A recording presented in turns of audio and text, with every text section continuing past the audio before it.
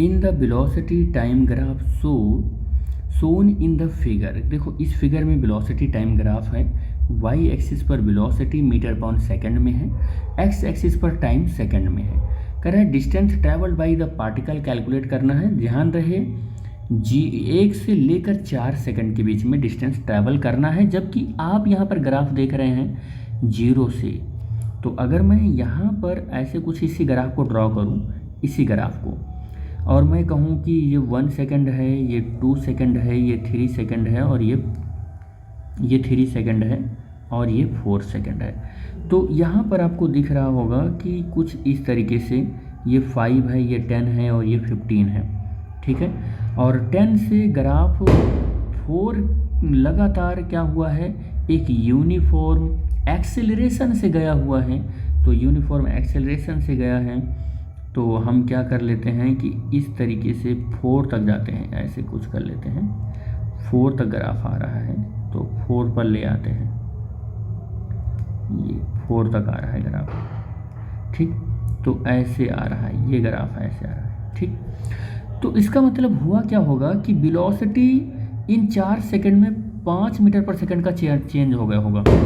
4 second में 5 metre पर second की वेलोसिटी क्या हुई होगी, इंक्रीज हुई होगी या चेंज हो गई होगी। इट मीन्स 1 सेकंड में कितना इंक्रीज हो रहा है, तो 1 सेकंड में 5/4 मीटर पर सेकंड का इंक्रीज हो रहा है। इट मीन्स 1.25 मीटर पर सेकंड की वेलोसिटी इंक्रीज हो रही है। तो अब अपने को 1 सेकंड से लेके 4 सेकंड के बीच में हमको क्या कैलकुलेट करना है, क्या कैलकुलेट करना है जी, हमको उस पार्टिकल का डिस्टेंस कैलकुलेट करना है।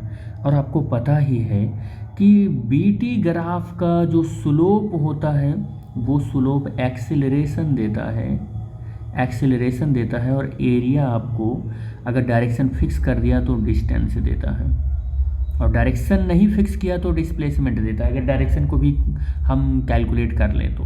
ठीक है, तो अब हमारे पास ये जो वैल्यू है, ये वैल्यू कितनी है, 1.25 ऐड कर दो तो 11.25 हो गया ये। तो यहाँ से 11.2 से लेकर ये एरिया हम जितना वैल्यू कर रहे हैं ये कैलकुलेट करना है।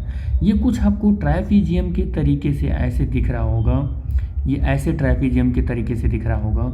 तो ये पॉइंट कितने पर है, ये 11.25 पर है, और ये पॉइंट कितने पर है, ये पॉइंट 15 पर है, ये पॉइंट 1 पर है, ये 1 पर है, और ये पॉइंट 4 पर है।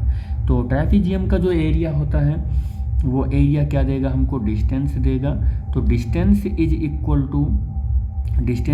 टू 1/2।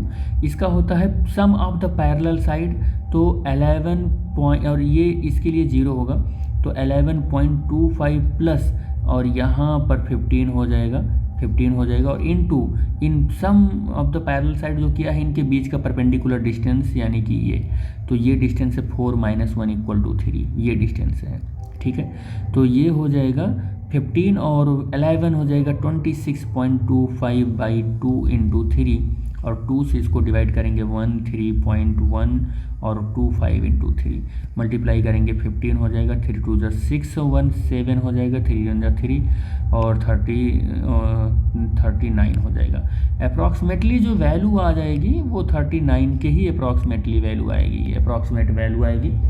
तो हम यहाँ पर देखें कि मीटर, तो हम यहाँ पर क्या देखें कि ऑप्शन नंबर ए जो है वो मेरा आंसर करेक्ट दे रहा है, 39 मीटर। तो ये ऑप्शन नंबर ए हो गया।